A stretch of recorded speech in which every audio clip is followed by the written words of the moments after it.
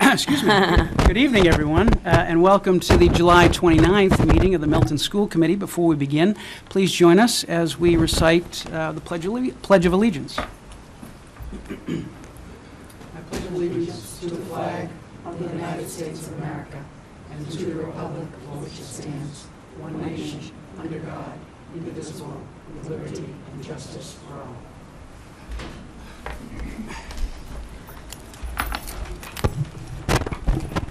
All right.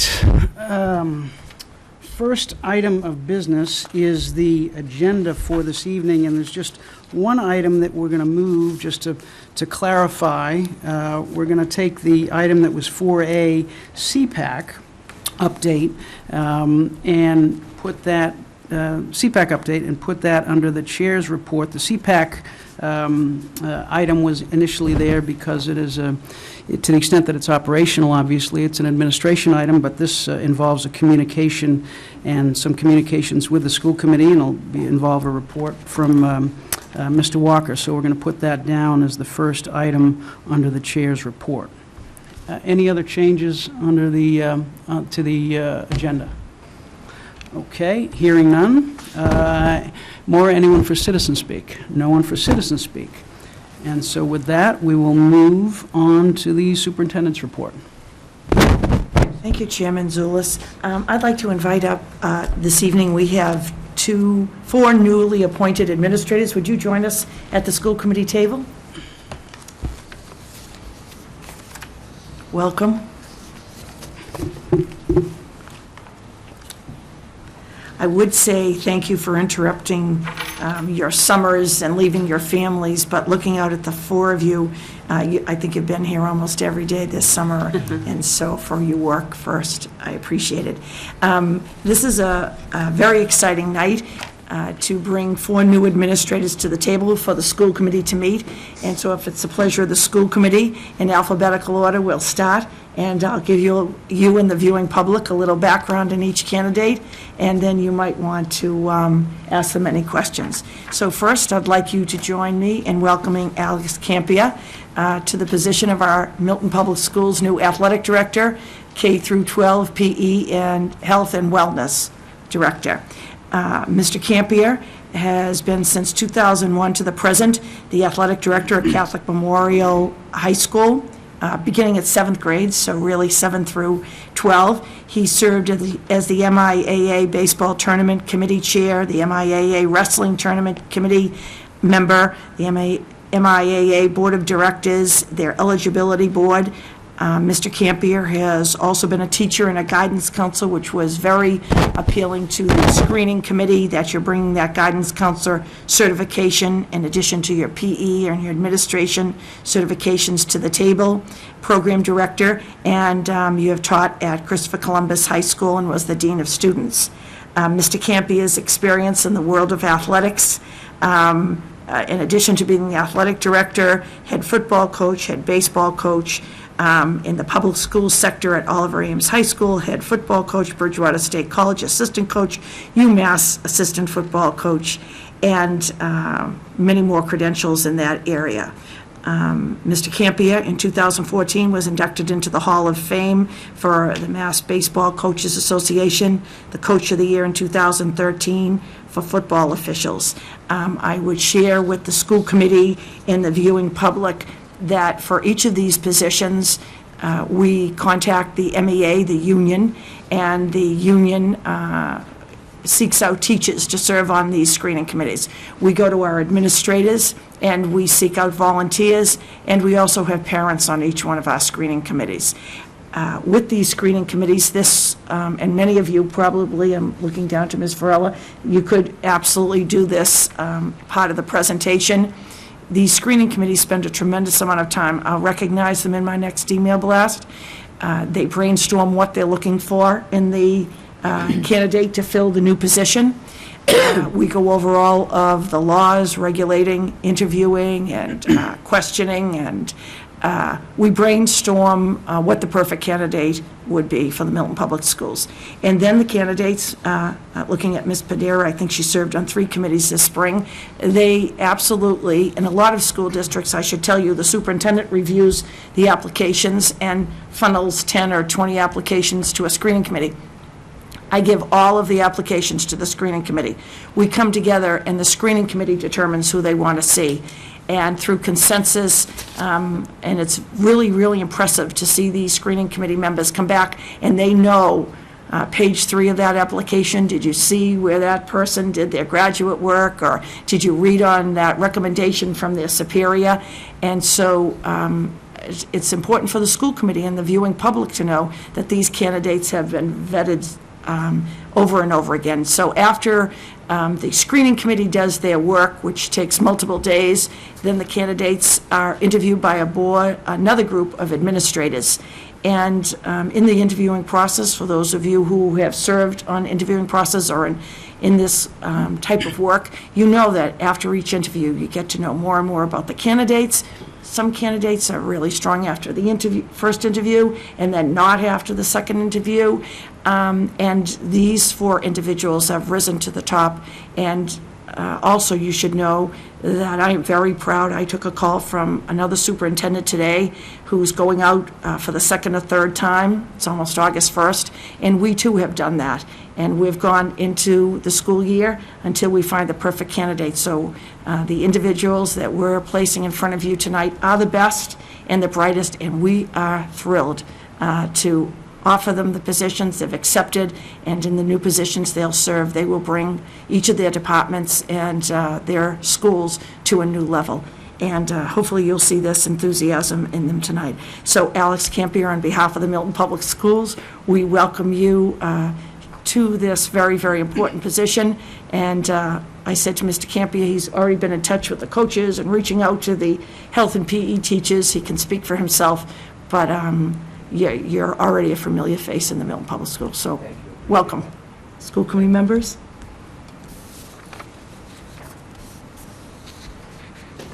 Any questions of Mr. Campier?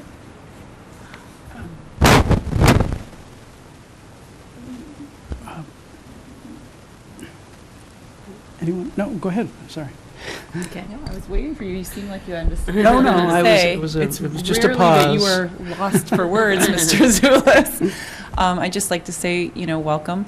I did meet Mr. Campia during the interview process, and he was always polished, and I think it came over really, really well. Everybody really liked him, and comes from the an excellent Catholic school background, and I worked for a while in the Catholic schools, so we knew some of the same people. But I'd like to say welcome. Really excited about having you, and Milton has a great athletic program, and it's one of the things about the town. I think it's really brought in a lot of younger kids to see our athletic programs. We really want to see that continue, so we're very excited to have you come in.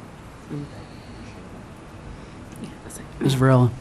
Yeah, I'd like to welcome you as well, and also echo Ms. Pear's comment about how important athletics is as to whether or not a lot of children stay in the Milton Public Schools from middle on through high school. And so I recently just chaired for 3 years the middle school PTO, and I know that the lack of sports there compared to what you get at the high school is something that we got a lot of feedback from. Well, we continually got a lot of feedback from the parent community.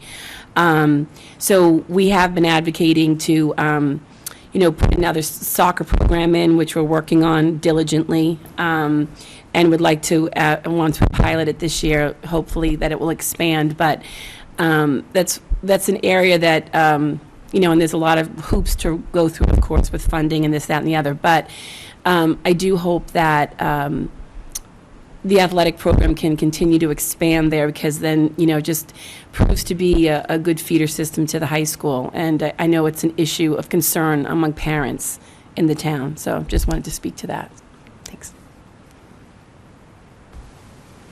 Well, Mr. Campia, it is an impressive resume that you have, certainly an impressive background, and I think we're all excited about what you'll be able to bring to the district over the next few years, because, as everyone's pointed out, this is a very important part of the school system, and in terms of, and it has been over the last few years, certainly a very successful part of the system, and we look forward to that success continuing and even broadening under your leadership.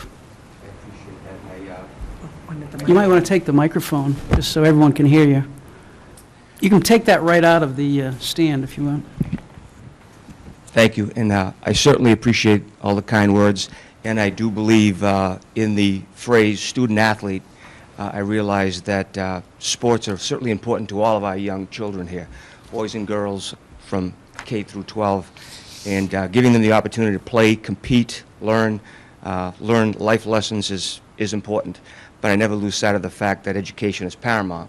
As indicated by Superintendent Gormley, as a guidance counselor, I've always stressed that with all my athletes, and so that'll continue to happen.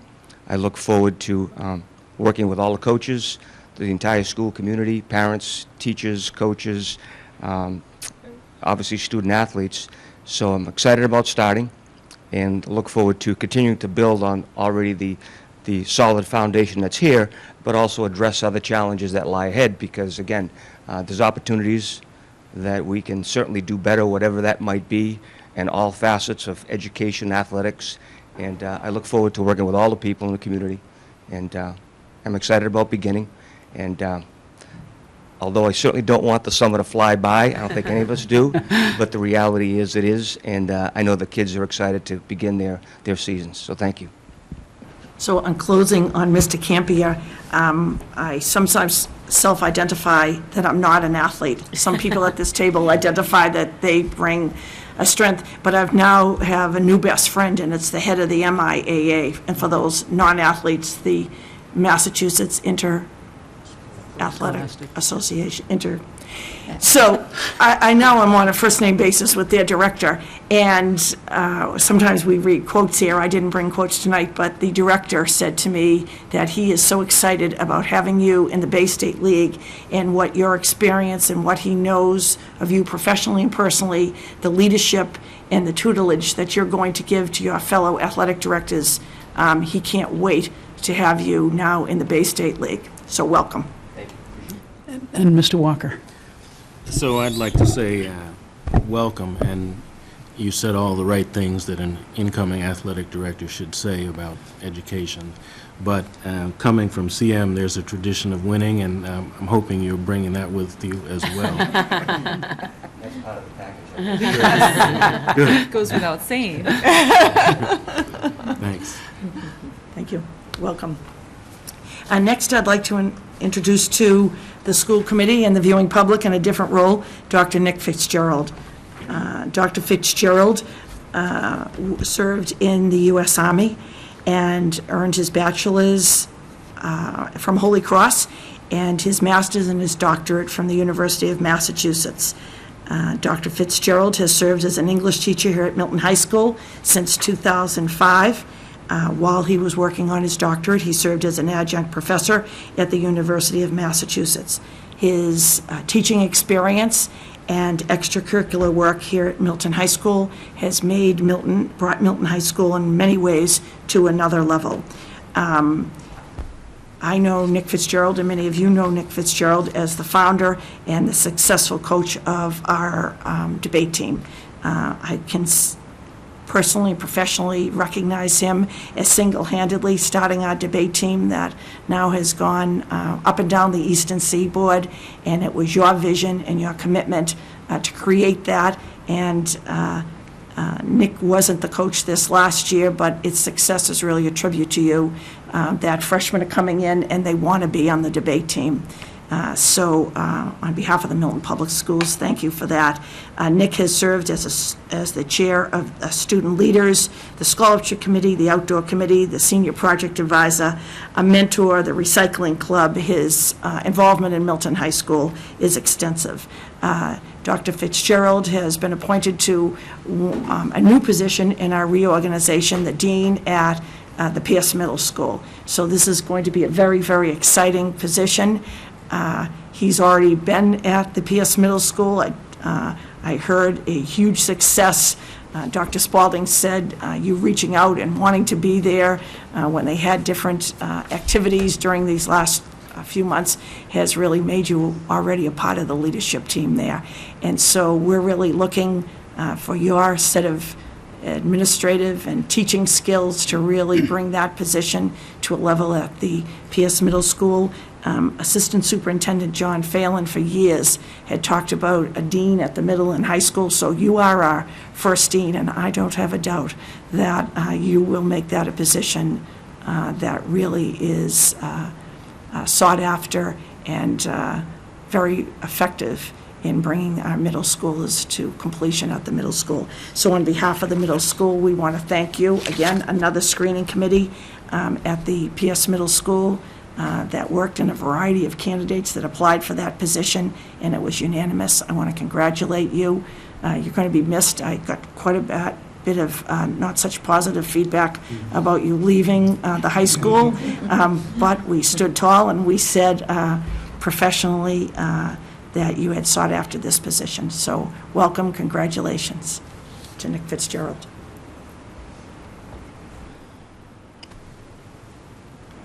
Mr. Walker. Nick, I couldn't be more excited for you and for the students at the Pierce. As you might remember, you taught my son James when he was here at the high school.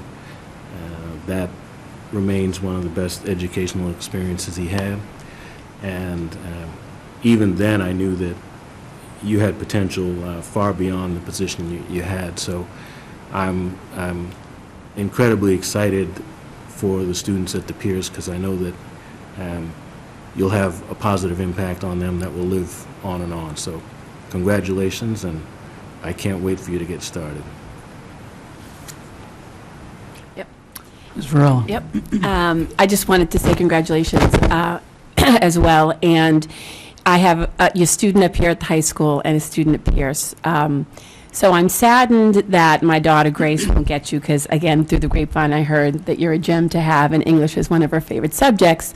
But I am really glad for the Pierce community that you'll come down. And, you know, I do work and have worked very closely with Dr. Spalding in my position at Pierce, and she is was so thrilled that you accepted it and came aboard. So I wish you much success there, and hopefully you can rein my son in if anything happens down at Pierce. So, Dr. Fitzgerald, some of us, as candidates, had to face the interrogation of your debate teams, and that was in some respects enjoyable and some not, but it certainly was a challenge that we all remember. This is a new position. It's not an additional position. It's a restructuring. So I think it's important to make the point that this is not an additional position. This is just a restructuring. So it's a new position, though. And I was, without necessarily putting you on the spot, I was wondering if you had any particular goals in your mind, given the fact that this is kind of a new position that you're really staking your own claim to. Well, first of all, I just want to thank everyone for the opportunity to do this. After 10 years at the high school, the Milton High School and the Milton Public Schools has actually become more of a home than my hometown or where I currently live. So I look forward to the Pierce Middle School becoming another home. I'm excited about that. As far as goals or vision for what the position is, I think I'm actually going to brag about the fact that I don't. I think it's a brand new position, and the position needs to be what Dr. Spalding and the teachers and the parents of the Pierce Middle School need it to be. And I'm looking forward to that kind of nebulous nature of the position and just kind of fitting in where I'm needed. That. Good answer. And as we did with Mr. Campia, at the state level, I'm very proud to say that Nick Fitzgerald has taught the advanced placement course, very successful results here at Milton High School. And Nick, 3 years ago, joined a leadership team with the MTA, and for the last 2 years has been the really single-handedly, along with the MTA, led professional development for teachers of advanced placement courses in every discipline across the state, and led 2 statewide conferences. Here's a little secret that we should share, Nick. Looking to this year's conference, they might want to use Milton High School on our Professional Development Day and bring the teachers from across the state here. So you're a solitary advanced placement teacher, and you go to the training, but what Nick's vision was to bring all of the AP teachers from the state together, and they've created this network. It was a fascinating day. They shared lessons, the relationships that they then created that have lasted now these 2 or 3 years, so successful that we have demand to carry on that conference. So at the state level, you've been recognized, and you have impacted student achievement across the state. Thank you. Next, I'd like to introduce to you Ben Kelly. And so Ben Kelly is a familiar face here at Milton High School. Mike Zulis, I thought somebody had sent him the resume, Ben, because you had served together on the site council. I thought I was giving him your bio, and he was giving it back to me. And so Ben Kelly is a very successful, popular, and experienced math teacher here at Milton High School. Ben has served in the math and physics department. He also is our varsity golf coach. He's been a senior advisor, a mentor, and a member of Milton High School Site Council. And so we're going in alphabetical order, but we probably should have introduced Miss Cruiser, but she'll be a phenomenal close. We had an opening in the vice principalship at Milton High School. And this was, I think that, I don't know, Ben, if they told you, there were over 95 applications, and another screening committee did a tremendous amount of work. And I said to Mr. Zulis, reports were from that screening committee that your interview responses to the questions and your interaction with that committee was phenomenal, and the high school principal said one of the best interviews he's ever sat through. Ben Kelly then went through an interview with us at Central, and we are very, very excited. Before we could we had to find him here's a little secret, we had to find him on the golf course. So he plays, I got educated about golf too through these interviews. He plays in amateur tournaments across the state, the Northeast, and I said to Mr. Jett, wanted to tell Ben that he was being appointed, and Mr. Jett was on his vacation in Jamaica. So when I called Mr. Jett, I said, I will bribe you if you never tell anyone that I've called you in Jamaica. But he took that much pride in wanting to make the contact with you that you had been appointed. So again, these are candidates that are sought after across the state and in other districts, and we are very, very pleased and proud to welcome you and to appoint you to the vice principalship at Milton High School. Welcome. Do you want to pass the mic? Does Ben have any words to share before the committee asks? I'd just like to thank all of you. I'm really excited for this opportunity, and I'm very much looking forward to working with James Jett and Brian McEnaugh and really taking a team approach to leading this high school. As I said in the interview, I think we have a great school, and I'm just looking forward to continuing to push it forward. So very exciting for me, and really looking forward to contributing in an even bigger role.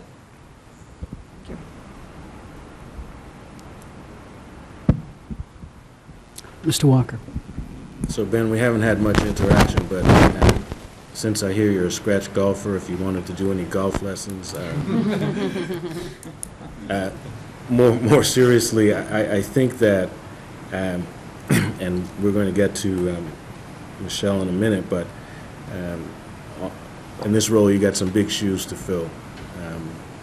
She's done an extraordinary job, and I'll talk more about that when the superintendent introduces her. But this is a very, very important position, as you know, and obviously it sounds like from the interview you've got a good sense of what's involved there. But glad to have you, and just try to keep that same standard of excellence that Ms. Cruz said. Well, congratulations, Ben. It's well-deserved. I'm looking forward to it as well. I don't know if the other vice principal will ever turn over the microphone to you in the morning, but but you can fight him for it, I suppose. But welcome, I think it's going to be great. Thank you very much. Welcome, Ben. And so now I'm very, very proud and pleased to present Michelle Cruiser to the school committee and the viewing public. And Michelle Cruiser, again, this is a reorganization to Chairman Zulis's point, not a new position, but a reorganization of a K-12 math coordinator. And Michelle Cruiser, we know her in 100 different roles in the Milton Public Schools, but I am very proud to share that I remember the day we hired you. And Michelle Cruiser earned her master's in arts and English from the State University in New York and Albany, and then a Bachelor of Arts in Secondary Education with a math major at Rhode Island College in Providence. And in that time, Ms. Cruiser worked at central office, and a very, very intelligent superintendent identified Ms. Cruiser with leadership skills and abilities and potential. She went on to earn her master's in educational leadership from Bridgewater, and she is currently in her doctoral program at Northeastern University. Michelle joined us as a math teacher. She served from 2002 to 2010 as a gifted and talented math teacher in the Milton Public Schools. Michelle was then appointed the Math, Business, and Technology Department Head, another new position in 2010 to 2012. You did so much work during that time, Michelle, that I had to reread the dates. Michelle, in the time of curriculum changing and the Common Core and the standards, you really are recognized among your peers as a math department head across the area. And the research that you did and the model that you came up with for the peer school and the middle school is being replicated in other districts. Michelle then went on in 2012, and she has skillfully served as the vice principal at Milton High School.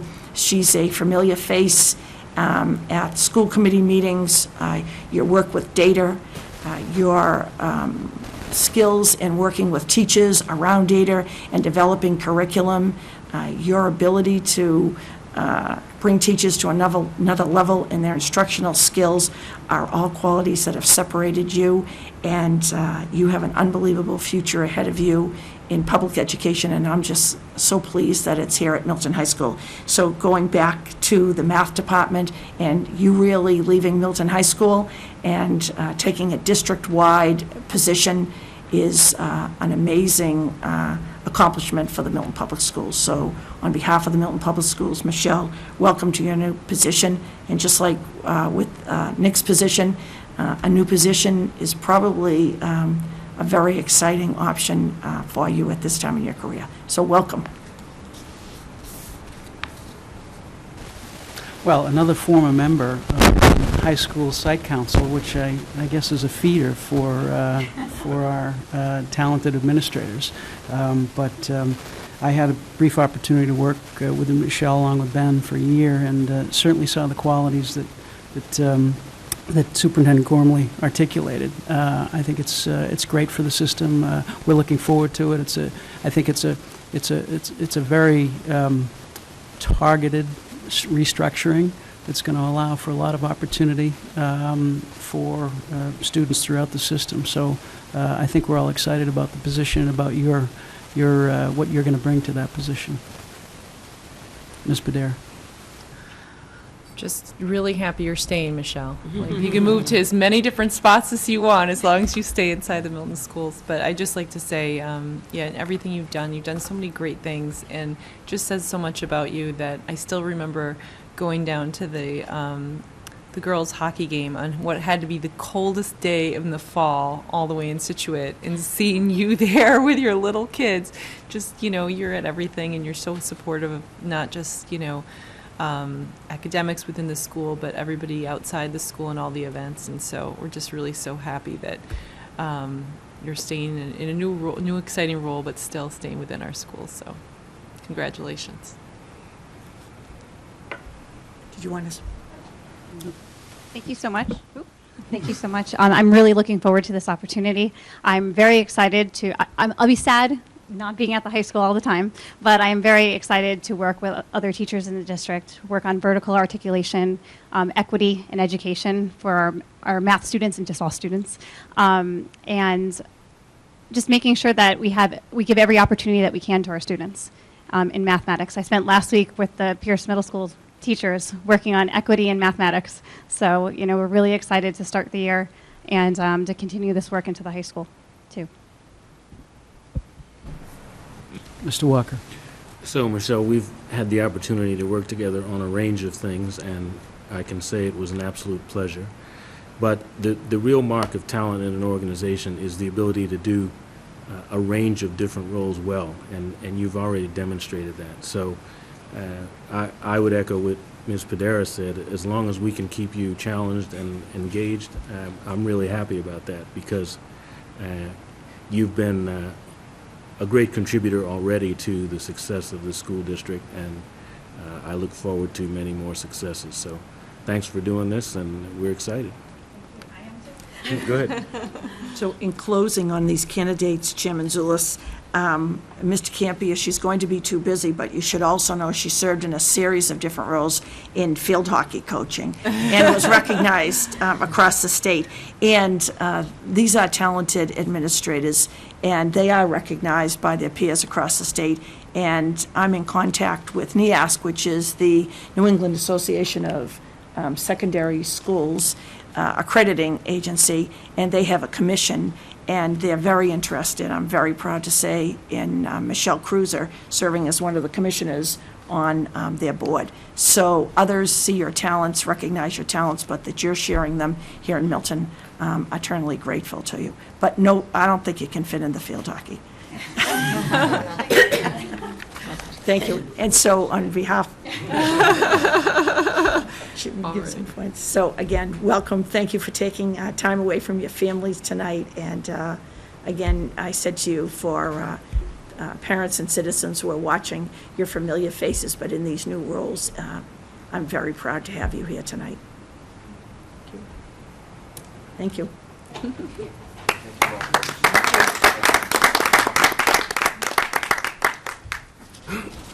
Next, Chairman Zulus, I would ask Assistant Superintendent Dr. Glenn Pavlicek, a school committee member had asked for an update on the implementation of our cash management policies and procedures.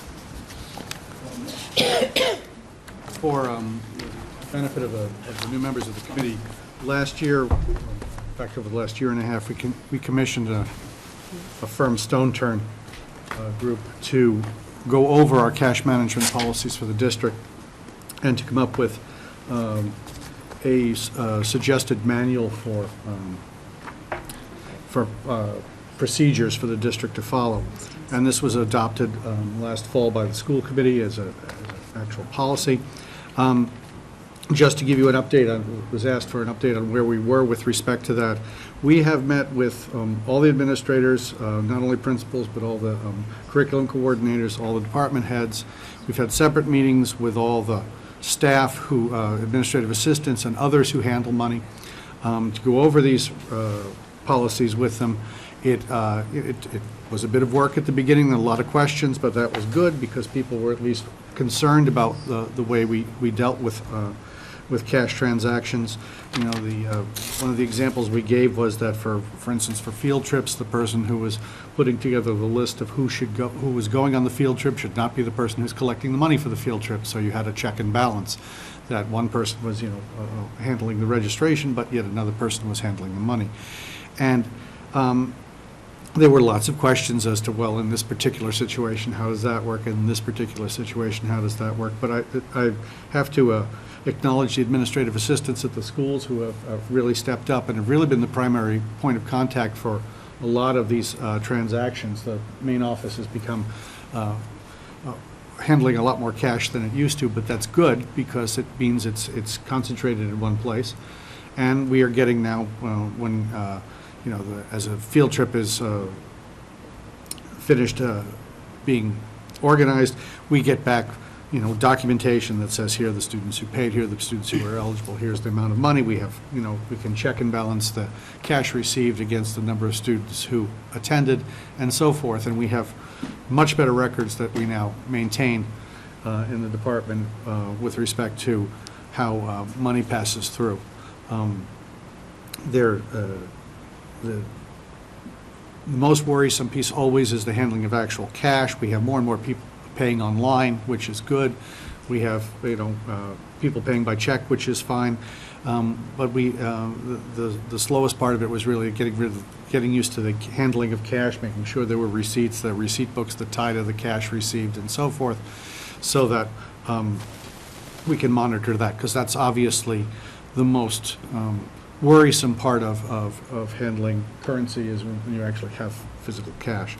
We're hoping that with the new town software system that we're implementing, and we're actually in process of implementing, one of the features of it that we're hoping to be able to implement that we've seen in other communities is essentially it's more like an automated cash register. It's a cash drawer system that you can have for each school, where people, as they enter it, it ties immediately into the ledger, so you can see you receive so much money for a particular purpose, and it takes a lot of the manual work out of it.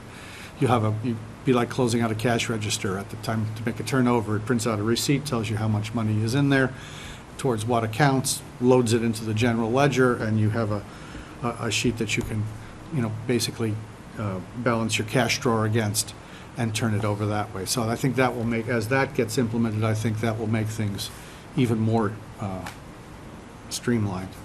But we have been working through the year. We have introduced, numbered tickets for events, and talked about how do you handle things on a donation basis, and what are the cash handling policies if you're having a car wash and people are coming up and paying what you want, sort of thing, where you don't have a list or tickets or anything like that. And so we've been working through it, and it's been really working quite well. It's been a lot of work for the people involved. There's certainly a learning curve to it, but the teachers have assumed the responsibility. Every time they think they have to touch a check, they are calling me up and say, can I touch this, or do I have to send this somewhere else? And that's a good thing. People, if it's concerning people, that's the right answer. And so it's gone more smoothly as the year has gone on, and I'm for a first year implementation, I'm really happy with how it's going, and I think people really are getting a good handle on it. And in some cases, we've actually, for instance, adult education, we actually split the job into a separate cash person from a director for the adult education program, so that we actually have that separation of duties and so forth. So it's been a good implementation for a first year. I think we're happy with our ability to cross-check and validate currency and checks as they come through us, and certainly to the extent that we're trying to encourage more and more people to pay online, although we'll never have 100% of that. That certainly makes life a lot easier as well. So it's been a good first year implementation. Ms. Varela. So in reading through this, when I read it earlier in the week, so when you say academics and athletics, because it wasn't on the committee when this was passed last year, does that include all fundraising events, or any events like for the boosters and stuff that you would always need to have a staff, like a Milton staff member at the event when money was coming in? And I'm just wondering, I know you say you're doing it on a case-by-case basis, but even if you were having, I don't know, a can drive or a car wash, that a staff member would have to be down at the Cunningham when the money was coming in. You couldn't have 3 parents of the boys lacrosse team running the car wash. You'd always have to have a staff member there. And how is that, is the staff, the coaches or whatever, or, the personnel, so you're just handling it bit by bit, and it's, like you said, it's going okay? Well, there's 2 different questions there. One, Yeah. with respect to the boosters and other organizations. I can't tell the boosters what to do. They're their own Right. separate organization, and certainly it would be for boosters and FAME and all the different Right. supporting organizations in the school. It certainly is a good idea for them to have policies like this, but again, they're their own 501c3s, and their policies are their policies. So I can't say, Right. to, Fame, you have to do this when you're having an event, or to the boosters. With respect to ours, though, for instance, on a car wash, if a team is having a car wash, we would expect the coach to be there, or someone from the organization to be there running that. In the case of car washes, the auditors suggest that you just have basically like a sealed can or something that you can just put it into, so that it becomes like a donation can, and then you have, two people count it, sign it, that there's this much money in it, and turn it over at the end of the event. There should be a staff person available. I mean, these are Milton School events, so there should be a staff person available to them. On a really unusual basis, could we have a staff person and a parent at a table? Absolutely. But, somewhere or other, there has to be staff involved. Okay, that's good to know. And to Dr. Pavlicek's point, we shared with the PTO presidents and all of the different chair people of the different groups, because all of these are outstanding practices and procedures. And so when we have a play, and everyone should know, the boosters always had numbered tickets. And they always had 2 people at a game, and then they went up and how many tickets, and then how much money they raised, and 2 people signed off on it. So these are practices and procedures that should be used by everyone who's handling money. And I thought that the PTO presidents and the different presidents of the organizations welcomed us sharing these practices and procedures with them. Mike, Mr. Walker? I would agree with that, but I think, as Dr. Pavlicek said, organizations that are separate 501c3 organizations, we can't dictate to them what their policies and practices should be. So I think we need to make sure that line is clear. Dr. Donahue? First, I'd like you to extend our thanks to the teachers, administrative staff who now have additional burdens and responsibilities as a result of this. It is stressful dealing with other people's money, in particular, sort of in a high visibility scenario where we are now.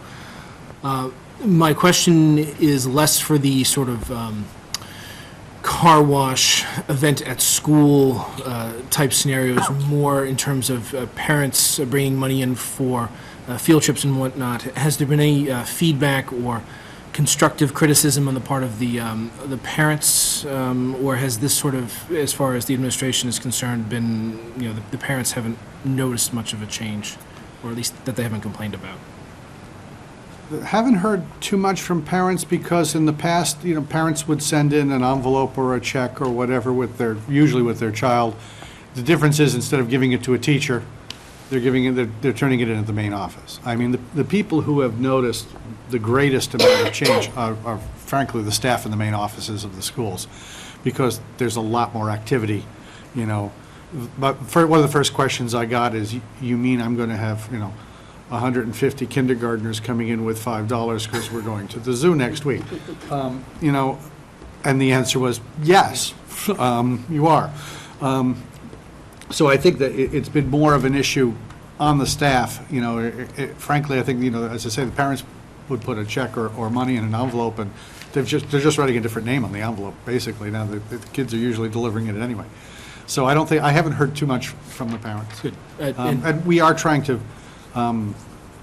it would be setting up the ability to pay for field trips online is trickier, because there are so many of them, and there are different amounts and this and that, and it becomes harder to track that way. So that one is still sort of in progress, but that's still more, the checks coming in for the field trip in physical form rather than electronic form. Good. Thank you. Ms. Bagley-Jones?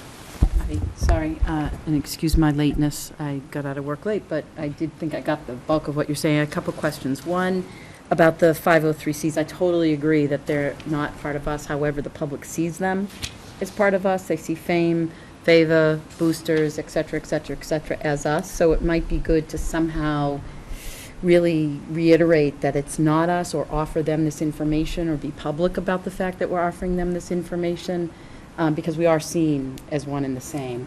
And then the clarification about what's acceptable fundraiser, even though that's not exactly related to this, it's going back to what they can actually fundraise for. So if that gets revisited with the new athletic director and Dr. Burdette about, the candles and the cookie dough and all that stuff, because that still is being sold, right? The cookies and the candles and all that stuff.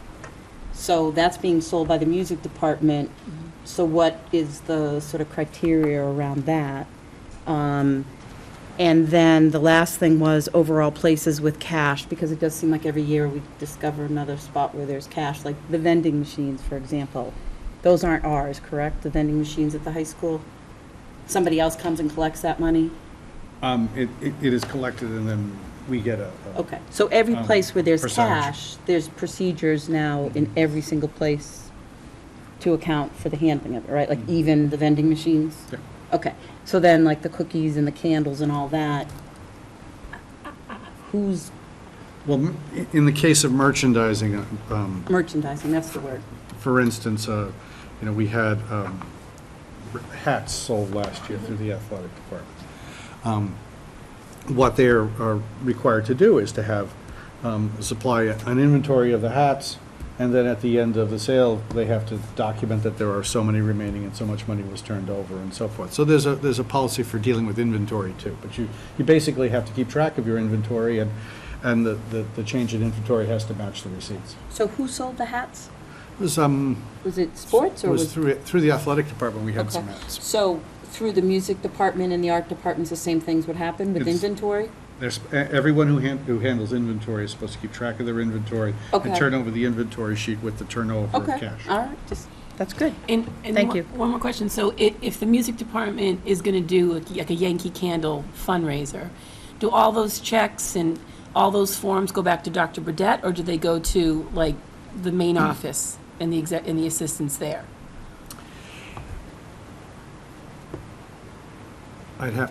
We haven't done a Yankee Candle. I'm trying to think in terms of the, Well, I know there they do should it be a at Pierce. They designated. do it at Pierce. There should be a Two different designated people. person for collection who turns it over. It doesn't have to be Dr. Burdette. Yeah.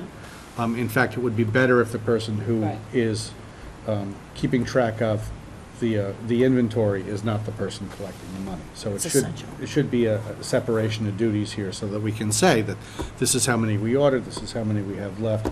Someone Mm-hmm. else has counted the money and turned it over, and these two match. I mean, that's the idea Mm-hmm. behind it, is that you can keep track of. Now, a lot of these fundraisers, though, are orders. So it's, oh, I want to order this, this, this, and this, and so Right. you just hand over a check. Well, by definition, the check matches the order form, Right. and the order form goes in and they get their money. So that's a much less problematic scenario, because there's no sort of intermediary in terms of inventory. It's, you turn in your order, like a scholastic book form. Right. You turn in your book form with the cash for it, and it has to match, because otherwise the order couldn't go in. So that's less worrisome than some other ways of dealing with it. Thank you. Yeah, I think you can finish up, and then we'll keep on, stay on agenda. A school committee member had also asked for an update on Edline.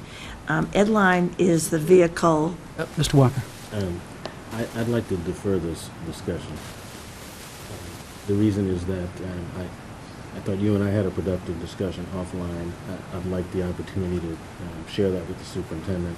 I think this update might be a little different following that conversation. If you will. If the superintendent Thank you. is agreeable? Okay.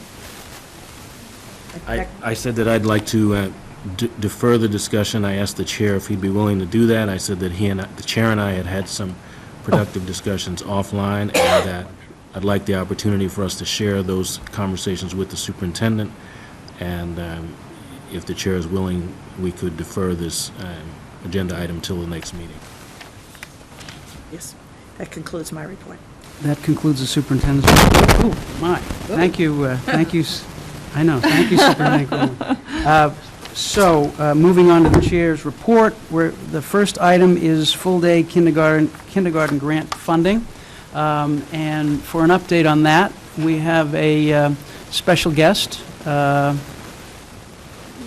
one of our elected representatives who has worked very hard on this issue, State Senator Brian Joyce, has come in directly from the State Senate with some good news, as I understand it. If you want to sit at the table and take the microphone, and I think we have a clicker for your presentation, and you can click right through the presentation. Yeah. Sure. Well, good evening. Good evening. Good evening.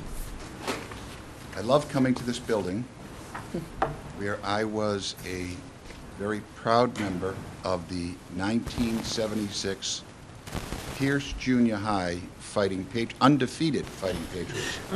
I'm sure you've heard of me. Heard of us. We were all that.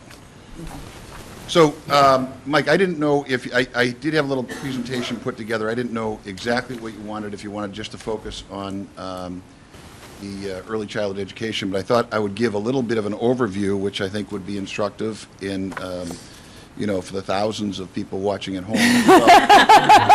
This July 23rd. School committee.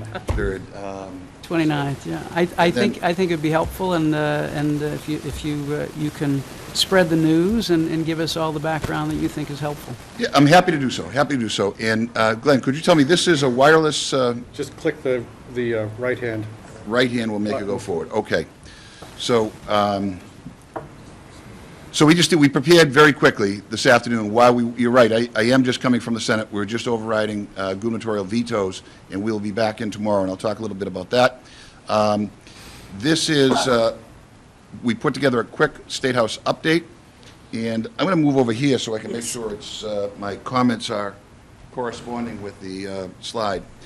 So we talk a little bit about the state spending and revenue, the fiscal year 16 state budget. The fiscal year 16 began on July 1st of 2015. We are still finalizing the budget. We're operating on a temporary budget right now.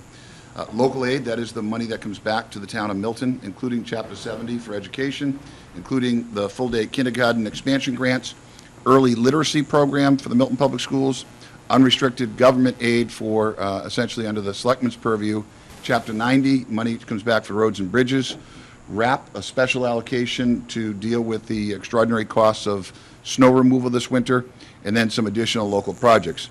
Talk a little bit about the prognosis going forward, the economic outlook, and then I'm happy to handle any questions you might have. So this slide here shows state spending and tax revenue by year.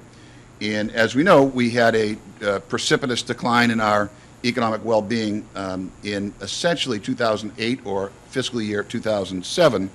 And since that time, we've seen increasing growth in our economy, as a result, increasing tax revenue, and as a result, increased spending. We are unlike the federal government.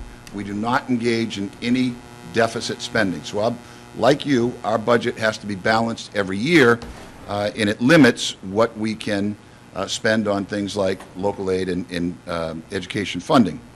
The good news is that the revenue estimate, the most recent month we have, is May of 2015, and it was 13% more than last May. So that was really good news.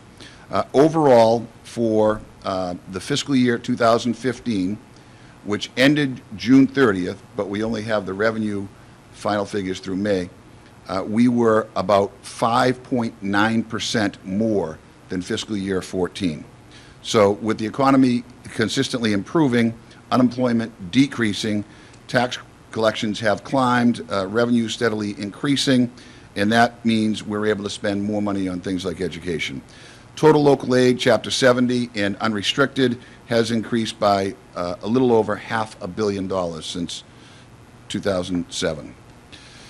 The total budget, the fiscal year 16 budget, is just over $38 billion. By comparison, I think, Glenn, the Milton town budget is somewhere in the vicinity of $100 plus, $103, $105 million. So, significantly larger naturally. We had some continuing commitment to local aid, including for the town of Milton. There's $4.51 billion Chapter 70 education aid. It's about a $111 million increase, or $25 per pupil minimum increase for each district. We did fully fund the special education circuit breaker for extraordinary special ed costs, something that I had been involved in co-sponsoring years ago with Tom Birmingham. We invest in education at all levels, from cradle to career. We have $12 million to reduce the wait list for child care services by 2,000 children. We have $4.8 million for science, technology, engineering, and mathematics starter academies at local community colleges. We have $32 million almost for adult basic education. We have $515+ million for state universities and community colleges, which is a combined increase of over $15 million from last year. $531 million for the University of Massachusetts, a $13 million increase over fiscal year 15. We do things like promote self-sufficiency to create opportunities for working families and the unemployed. We increase the food assistance program, increase the employment services program, the self-sufficiency program, create some at-risk summer job programs, and workforce competitiveness and retraining, some family well-being money. We also looked at areas of the Massachusetts economy that drive economic growth, including the Life Sciences Center, about $10 million for that, $3 million for some tech innovation at the Massachusetts Tech Collaborative, money for the Massachusetts manufacturing, so a bunch of economic investments. We also had money to prevent homelessness and to support housing services, to strengthen the links to permanent housing solutions. We continue and make a significant investment this year to break the cycle of addiction, promote prevention, recovery, and treatment. We have a serious public health crisis here in Milton, in all 351 towns and cities in the state, and in every city and town across the country. There is a very serious public health crisis with respect to particularly opiate addiction issues, and we make a significant investment in tackling that public health crisis. So that was $38.5 billion in 3 minutes or less. All right, so let me just tell you, this is where the state tax revenue comes from. So this is instructive. So if you look at the tax revenue breakdown, about 58% comes from the state income tax. So if you think of during a good economy, you have more people working, naturally, we have more revenue. During the economic downturn that we just, weathered, we had fewer people working, we had high unemployment, and we had, at the same time, when we perhaps needed the money the most, less revenue, right? That's what happens. So income tax is about 57.8% of state revenue. The sales tax is about 16.5%. Corporate tax, 8.5%. Meals tax, 3.9%. Motor vehicle sales tax, 3.3%. Motor fuels, gas tax, 3%. Then it goes down, cigarettes, 2%, insurance, 1.5%, estate tax, deeds tax, all the way down to, the public utilities, 0.09%. So that's where we get our tax revenue. Here's how we spend the money. And this is really, to me, an eye-opener. If you look at public health spending, mass health, essentially Medicaid, education spending, and here we're talking primarily higher education, and then local aid, the vast majority of that now is the Chapter 70 funding for public schools. That's 2/3 of all state spending. Mass health, education, and local aid combined, 2/3 of all state spending. So mass health is a little over 40%. Combined, like 67+%. You see, go back.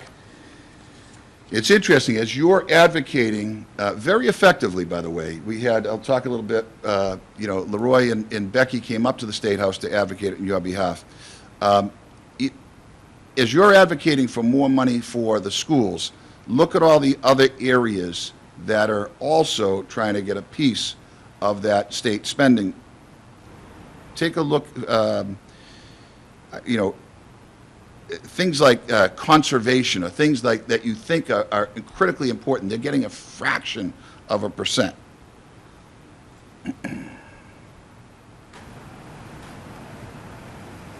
Here we get to the Milton local aid. So Milton will receive from the state in fiscal year 16 a total of essentially $10 million in local aid, $9.945 million. It's an increase of $163,000 over last year. As I said, local aid is broken into two main categories. Chapter 70, that is the money that goes to the schools, and then the unrestricted general government aid that goes to essentially the selectmen, the non-school spending. In fiscal year 16, the Chapter 70 for Milton, the allocation is just over $6 million. It's an increase of about $96,500. We fully appreciate it's never enough. We're just constrained by how much revenue we have. Chapter 70 funding for Milton since fiscal year 07, which is when the economic downturn happened, is up 60%. So the Chapter 70 money for Milton over the past 10 years is up 60%.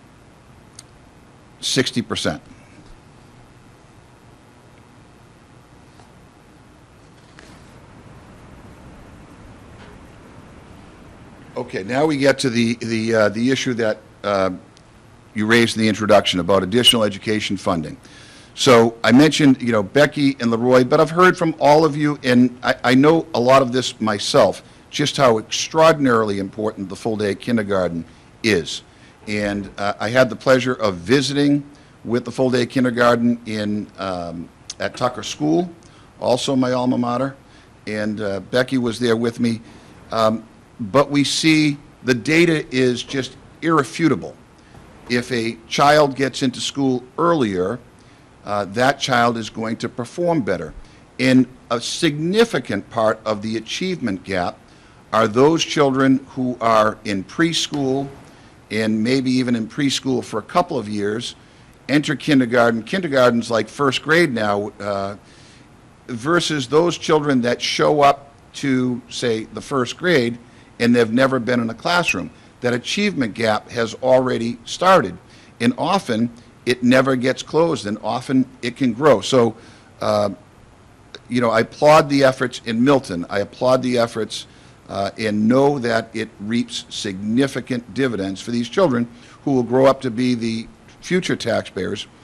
And so what happened was we had about $18.5 million in the budget for the full-day kindergarten. The governor vetoed it. It was reduced to about $1 million. So just today, we did override that veto.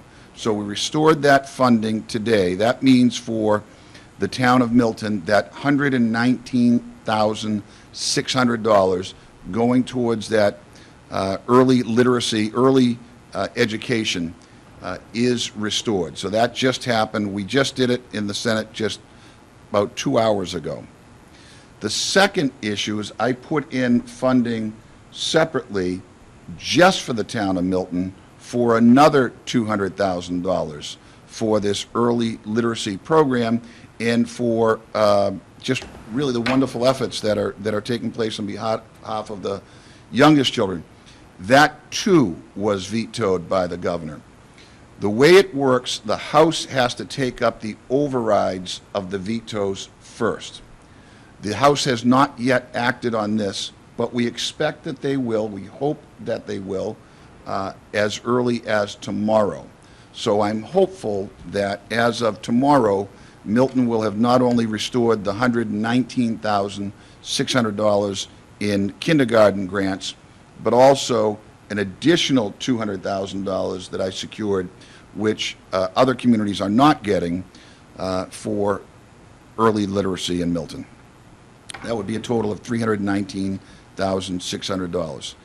I have some of the facts that are probably well known to the folks here, the importance of early literacy and full-day kindergarten, some of which I just mentioned, but the key point is the data is irrefutable, that that children that have a full-day kindergarten, for example, show greater success in reading and mathematics than those who have half-day classes. It's also a terrific intervention for children that are at risk for reading failure. So I mentioned earlier that I had visits from Leroy and Becky, and there were school committee members from across the state that visited us at the State House. I had school committee members from throughout my district, and I appreciate that none of you are paid and that you're all volunteers and you're up there advocating for our children on your own time. So I appreciate that. So this just talks a little bit about the unrestricted funding for the town of Milton, about $102,000 increase over last year. Chapter 90, you know, one of the big issues that we heard in Milton was the status of our roads. And the state has dramatically increased. I was the chair of the bonding committee when we dramatically increased the amount of road and bridge money coming into all our communities. And it was a significant help in Milton's much better roads. We also had some funding for the extraordinary snow removal of last year, which brought another $93,000 into the town. So the total in Chapter 90 in RAP money for the town for the roads and bridges is now over $1 million. A couple of other items just to mention. I just grabbed a few quickly that were of local note. I heard from our friends at the Ford's House Museum that they were in desperate need of repairs. I was able to secure $85,000 to fund those emergency repairs. We also did, I put in some $55,000 at the request of the library trustees for improvements to their parking, which is an issue at the library. I can remember being at a town meeting, Glenn, when we were voting on funding the new library, and one very capable person stood up and said, what are we doing? Because people are no longer going to use libraries, you know? Everything's on the internet, and the reality is library usage is way up, and we're a victim of our own success. So I put $55,000 in there. The governor vetoed it. Again, I'm hoping the House and expect the House will take up all of these vetoes and will restore that funding. Blue Hills Observatory was another Milton item that we're going to restore that funding. And the Trailside Museum, I expect we're going to restore that funding as well. My overtime, Mike, how am I doing? You're okay. I'm okay. All right. So just the outlook. Okay. So we've, as I mentioned, the economy continues to grow, add jobs. The unemployment rate has dropped to 4.6%. So we're down a full percentage point from May of 2014. That's extraordinary. Employers added 10,500 jobs in 2015 alone. Again, why does this matter?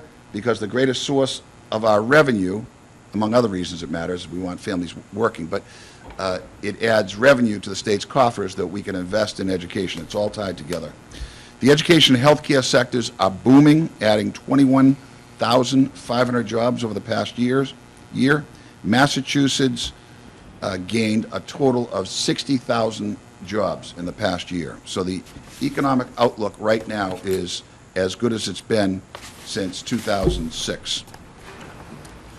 Finally, I just want to show you how the state budget works. So really, even before number one, the governor proposes a budget, and that's really just a proposal. Then the House passes a budget, the Senate passes a budget, and then a conference committee comprised of 3 members of each chamber puts out a conference committee, an agreed-upon budget. Governor Baker has an opportunity to exercise the line item veto. The President of the United States does not have a line item veto. The governor of Massachusetts does.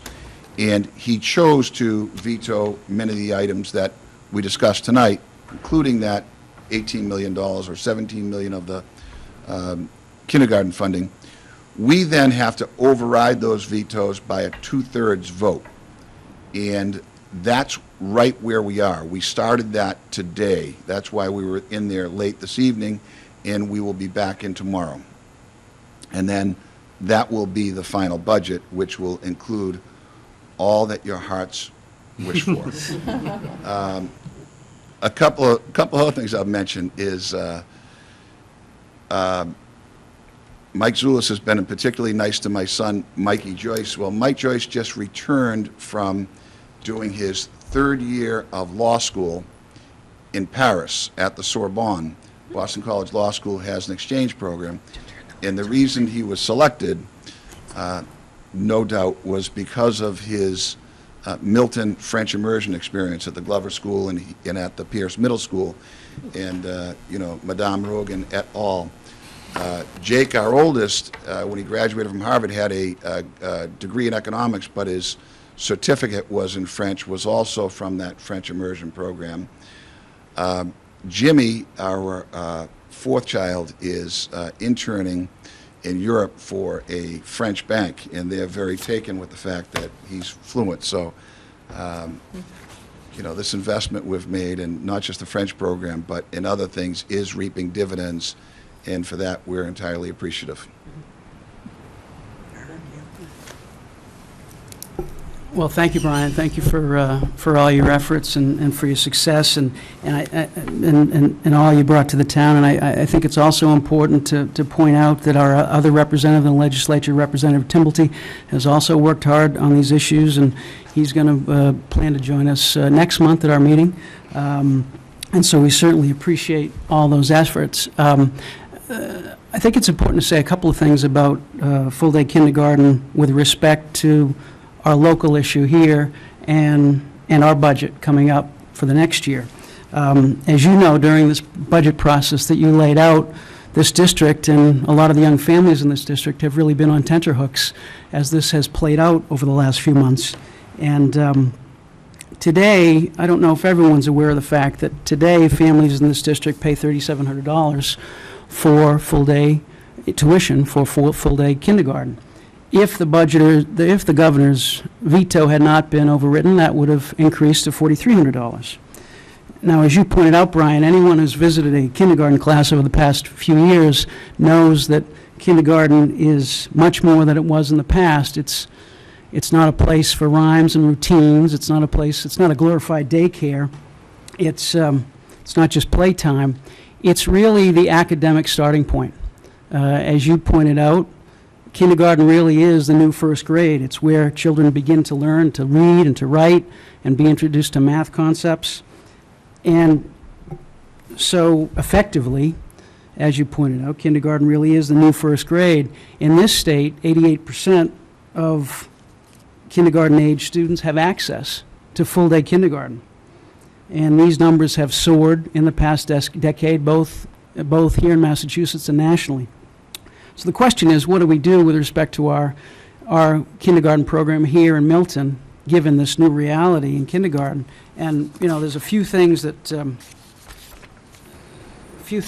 underscore that reality with respect to our local issues. In Massachusetts, 262 communities at least have recognized this reality, and they offer tuition-free kindergarten. Mm-hmm. Milton is one of only 65 school districts that continues to charge tuition, and Milton is in the highest range of tuition spending for full-day kindergarten. So as we develop our budget for the next year, I think it's important for us to determine whether kindergarten, which is the new academic starting point or the new first grade, however you like to articulate it, will become part of the program that of public education that we offer here in Milton. Now that, as you point out, that will not come without some additional cost to the taxpayers. And the question is whether the benefits, providing a better platform for our children to begin their education, joining the majority of communities in Massachusetts that offer kindergarten as part of their program of public education, and making our school and our community more attractive for families who may want to stay or move here, whether those benefits outweigh the additional cost. So my hope is that we'll have that discussion over the next few months, and my hope is that Milton will continue to be the leader that it's been in education. So I'm hoping that your efforts will trigger a lot of discussion in our community about what we do with kindergarten, particularly in the next budget year. Very well put. So Mike and I have had some very detailed discussions on full-day kindergarten, and increasingly businesses and indeed governments are data-driven. And as I said earlier, the data is irrefutable. In fact, we look at likely a 3-to-1 return on the investment that we make in kindergarten. You mentioned that full-day kindergarten is available to 88% of the students in Massachusetts. That's a badge of honor. Nationally, the figure is 40%.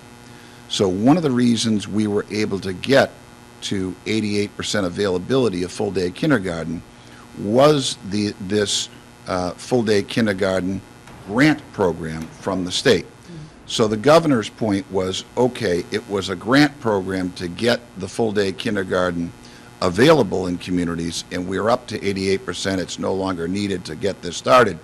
I think indeed the investment needs to be increased rather than decreased. First, you can make the economic argument that the full-day kindergarten does prepare these children earlier to grow and prosper as children, as students, and indeed as future taxpayers. Our scores, our math, science scores at 5th grade, 8th grade, 10th grade, I mean, you're familiar with this, are typically higher or as high as any state in the union. Part of that comes from our financial investment in our public schools, starting with the Education Reform Act of 1992. And the incredible investment we've made in public schools, but also ensuring that that investment pays off, as it does here in Milton and elsewhere, where there was a lot of discussion about how do we quantify that the children are getting the education that they deserve, how do we quantify the taxpayers are getting a return on investment. Absent a better measurement, we looked primarily to standardized tests. There was a lot of resistance initially to the MCAS. Now we're in discussions about the PARCC test, but there are other measurements now. There's much more data available, and the data shows that the children perform better. So the economic argument is that it helps our economy grow and prosper. Indeed, it might be 10, 15, 20 years down the road, but it also, if we have the full-day kindergarten available at an affordable rate to children of lesser means, there's an opportunity to close the achievement gap. Indeed, we've seen even special education costs reduced with an investment in reading and the like at an earlier age. It has an economic benefit, which is irrefutable. It also has a societal benefit. So one of the things that Mike and I had spoken about is whether Massachusetts ought to actually mandate full-day kindergarten. And we're actually doing some investigation in my office as to whether or not that's feasible. We have issues with respect to unfunded mandates from the state onto cities and towns, and so whether we use a carrot or a stick, I think it's an incredibly good idea. I think it's an incredibly good idea to level the playing field for all the children and to allow us to continue to, lead the nation in education. So I am looking forward to, it's not something we can rush into. We're spending several months doing a deliberative review of this as a possible initiative in the upcoming legislative session. And then you're talking about local efforts, which I would certainly applaud and support. Ms. Padera. I'd just like to thank you, Senator Joyce, for coming and giving us another educational discussion about the budget. And just a couple things, just to reiterate, I do think the full-day kindergarten, while I would hesitate to call it the new first grade, just because I think kindergarten has to say, in a way, kindergarten, because kids at that age learn differently. They learn a lot more through play, and kindergarten should still be about some kids' introduction to learning, and it should be a little different. But I think that if we're looking at it being the standard that seems to be the norm rather than some kids go to kindergarten, but all kids we want to go to kindergarten, then it's part of our public school system, and therefore we shouldn't be charging tuition for it because it's public education. And I do think that shift, not that we're not supported by the state budget for that so that we can eliminate tuition, but we should be more focused on moving to the next step, which is, as you were nice enough to come to our pilot program at Tucker, should be offering quality pre-K programs that are at low cost for more people to be able to attend those, and that make sense for a lot of working families that can't afford to pick up their child at 11 o'clock or go from 12 to 2.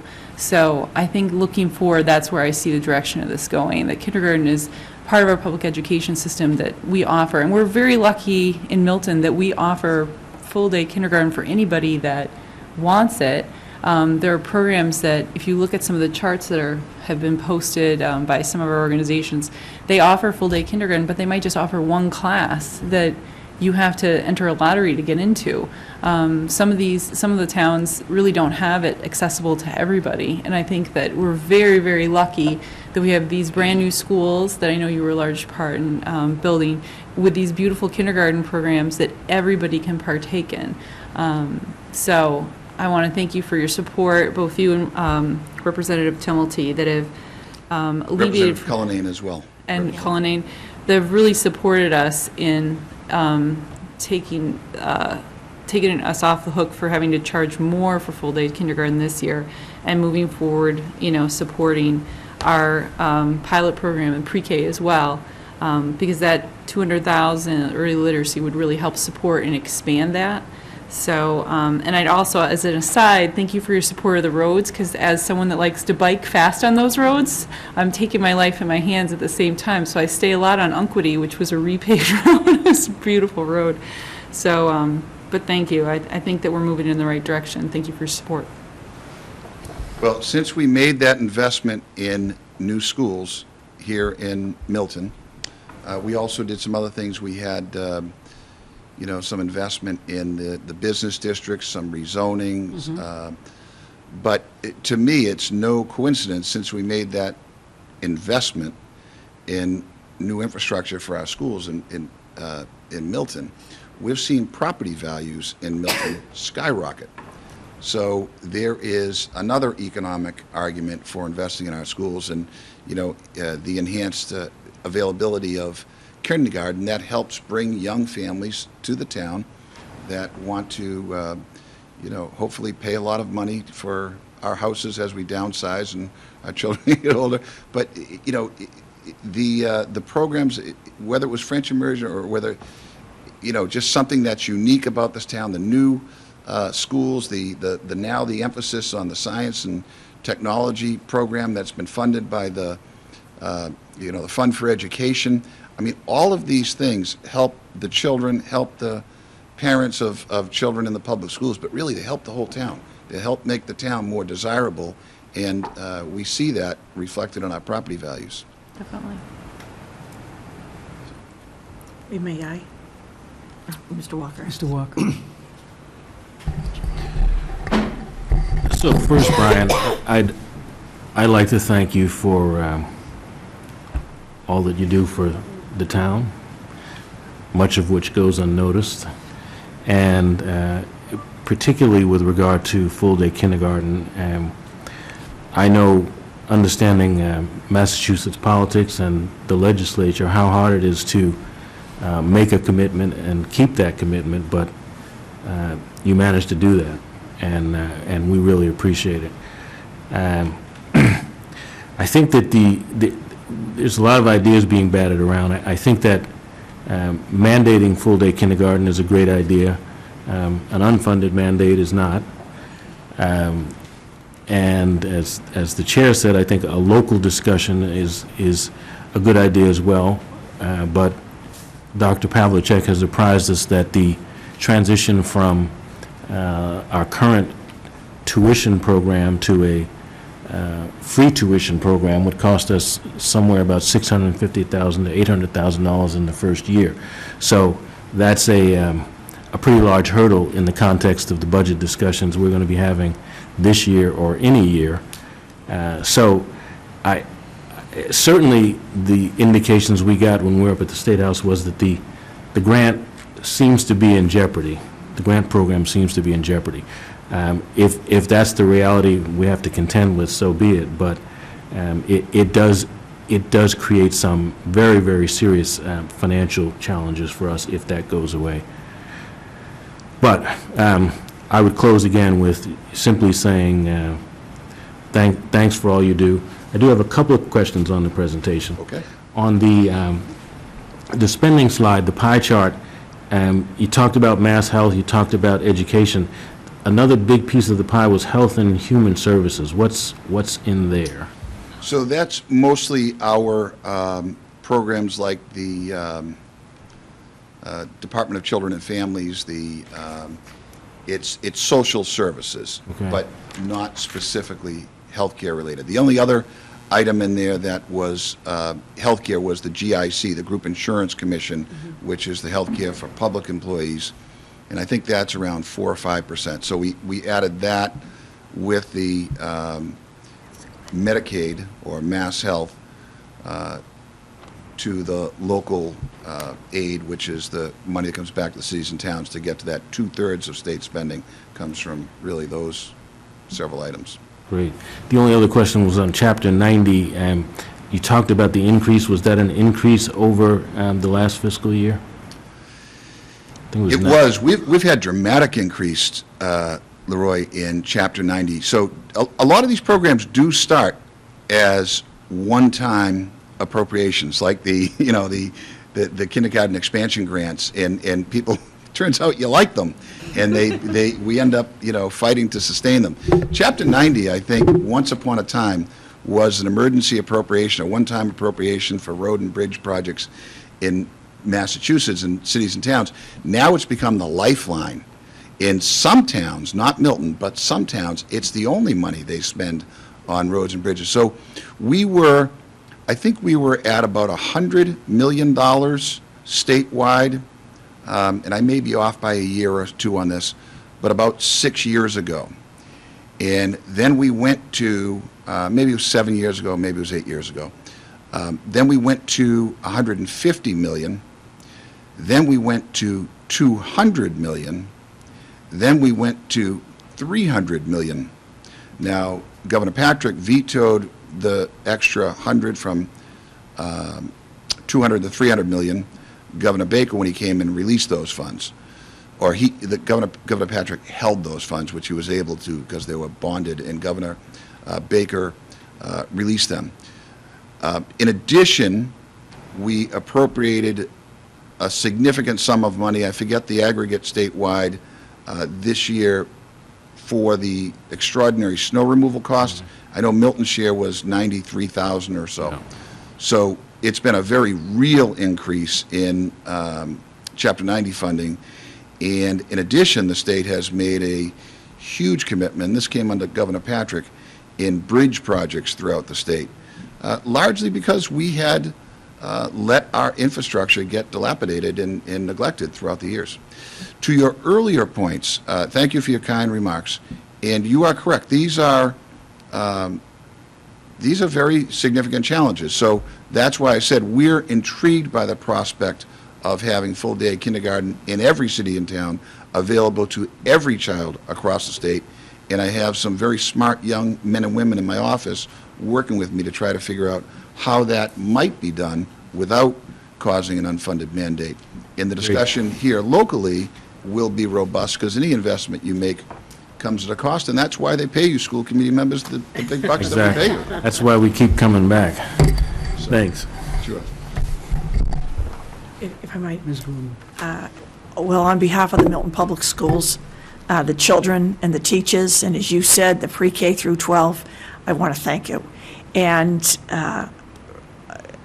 to Timothy and Colnane, I want to thank them, but Brian Joyce never says no to the Milton Public Schools. and you do everything you possibly can to lobby for the town of Milton and the Milton Public Schools.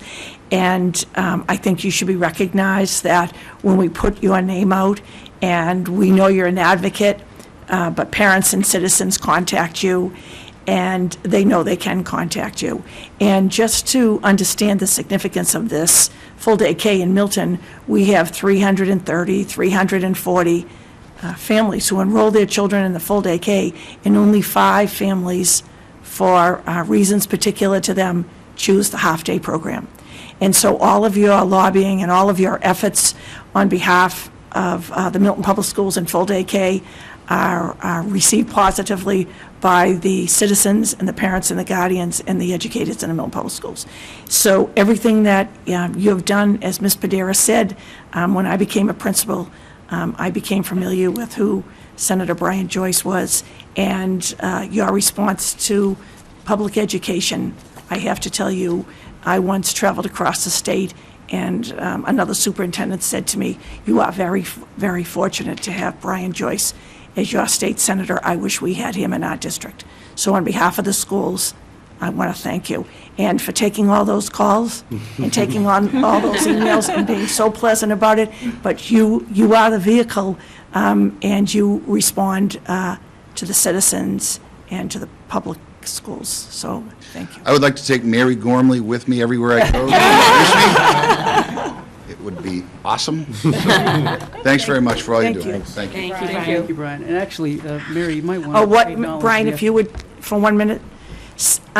We have somebody equal to Brian Joyce at the state level, and a citizen in Milton who is a preschool, full-day kindergarten guru and genius, Ada Rose Marin. Oh, yes. And Ada Rose Marin worked long and hard before we even put full-day kindergarten together in the Milton Public Schools. She's asked by other school districts to go and do their legwork.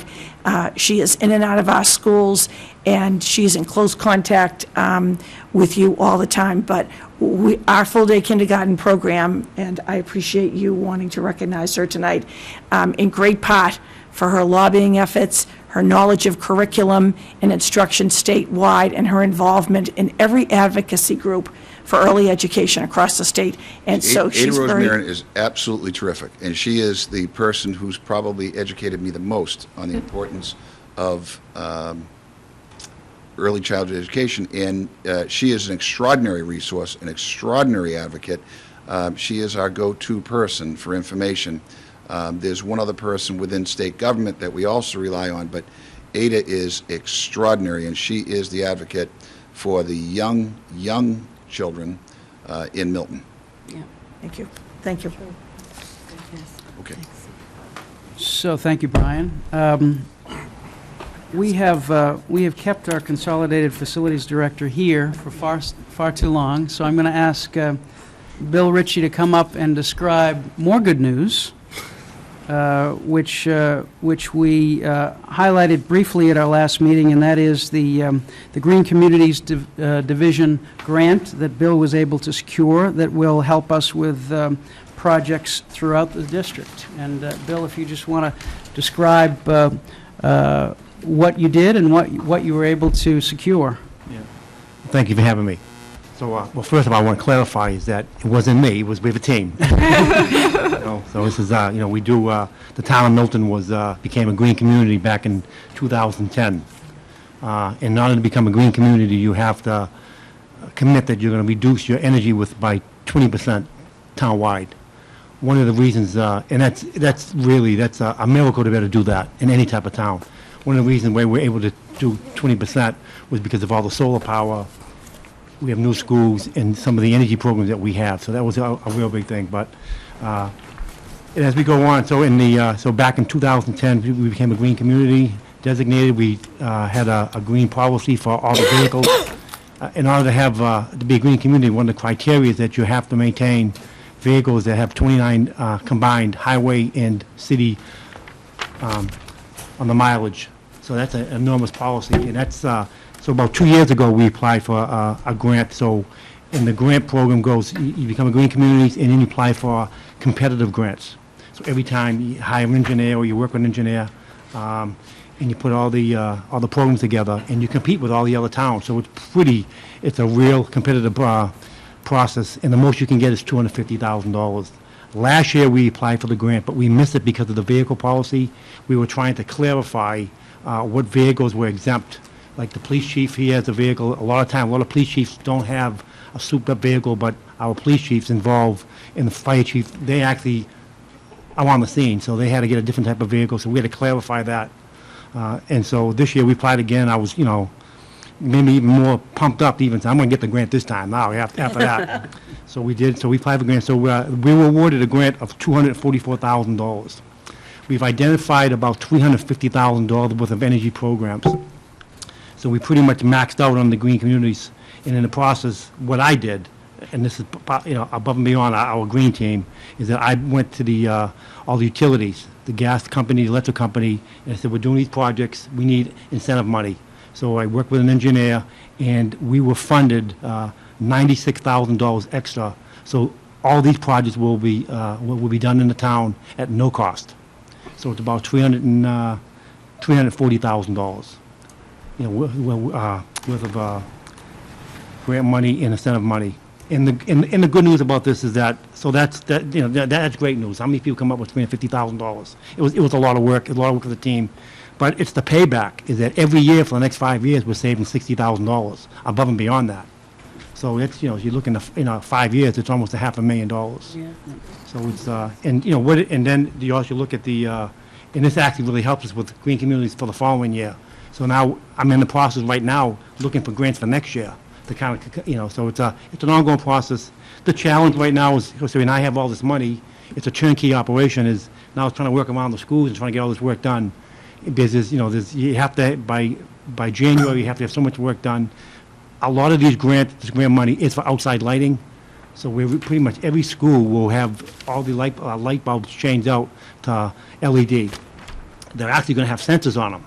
So at nighttime, the lights will ramp all the way down until somebody walks by and they ramp back up. So it's enormous cost savings. So it's, but LED technology is just very good. It'll be double as bright, but it will kind of ramp down. And all the gymnasiums in the school, other than the high school, will go from LED with the same technology. So when somebody's playing basketball and they leave, somebody turns the lights, within 20 minutes, all the lights kind of, they ramp down. So technology is just, it's the technology out there is phenomenal. But you have to spend, over 100 hours of time trying to write the grant and do all the audits. So I think it's great news. This is what I love to do. I mean, Milton, we probably in the last 5 years have received about $700,000 in grants instead of money, and that does not include the solar. So we're really a leader. Everyone knows Milton. No matter where I go, oh, you're from Milton. Oh, wow, you guys did this, and so the town is really ahead of the curve. So that's the news I wanted to report, and it's all good. You know what I mean? Well, that's great. Congratulations, Bill. Does anybody have any specific? Sheila? Thanks for the great news. While you're here, and you were just saying about some of the things you're going to improve lighting-wise, at the schools. While you're here, and I hope you're not upset by this, but, we continually, when I was on the PTOs, and so many people use this building constantly, and that fact that everyone uses the field house now, which is great for safety in and out, that it's just so dimly lit. And there's so many young kids, coming out of music lessons and what have you. And is any of the grant money, or is there anything we could do with the lighting just to improve that? Because it as a parent myself, when I pick people up, it is very dark. And then when, the school year starts and it gets dark really early, it's dark for a long time. So it's definitely an issue that parents continually speak to. I'm not going to say complain, I'm going to say speak to. So I just was wondering. Talking about putting me on the spot, huh? So, that's all right. I'm always putting, that's why I act best. So I assume you're talking about the exterior. Mm-hmm. Yeah. So LED will make a big difference. Well, that'd be great. It may make the difference. It is not going to solve the problem. Completely. And I say that only because if you look at the design of the school, the front entrance versus the rear, and how we use the parking. When we built these schools, one of the big things that I remember, because I've been here since we started these schools, is that all our neighbors, that we did not want to have extraordinary lighting on Gulliver Road, and that's why if you looked outside really carefully, there's a big berm. Yeah. And that's actually, that was a design, Right. with trees, so we did not have all the lighting. Right. And there's not a lot of lighting out there. If you look, there's not a lot of poles. So it was really designed from that. Yeah. I mean, somewhere down the line, if, you slowly kind of approach it, but let's wait and see when this technology is put into place. Let's see how much more lighting we get. I believe on the side of the building, it should be, hopefully about a 20% increase. Oh, that's better. Yeah, so it is better, but that's one of the reasons why it's kind of a little, it's up to code. Right, But it's not lit like a major right. lot. Well, thank you, thank you. Yeah. Sorry, but it's... Thank you, Bill. It's fantastic news, and good luck implementing now. It should, once we get going, they have an enormous team, and what's good about this too, this does not involve any of our staff. This is a turnkey operation, so when they'll bring in 15 electricians, so they'll do a gym in 2 days versus trying in-house would take like almost 2 or 3 weeks. So it's a major operation, but, well, thank you. Great. All right. Oh, Mr. Walker. Bill, I think this is going to sound like a recurring theme, but I'd like to say thanks for the work that you've done in the facilities area. The strides that we've made in terms of energy conservation, you've talked about, and those are extraordinary by themselves.